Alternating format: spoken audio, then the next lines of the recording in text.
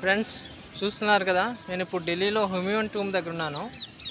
హుమయూన్ అంటే మన దేశాన్ని పరిపాలించిన మొఘల్స్లో ఒక రెండో చక్రవర్తి అనమాట.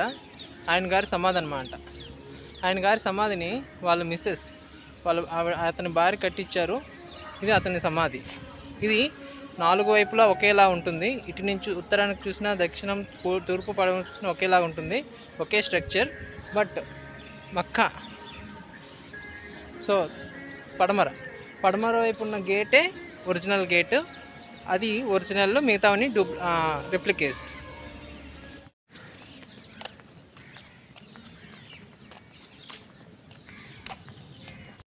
హుమయూన్ గారి టూమ్ అండి ఇది. హుమయూన్ అంటే దగ్గర దగ్గర 1550 ఆ సమయంలో ఈయన జీవించారు. అంటే మన తాతలు ఒక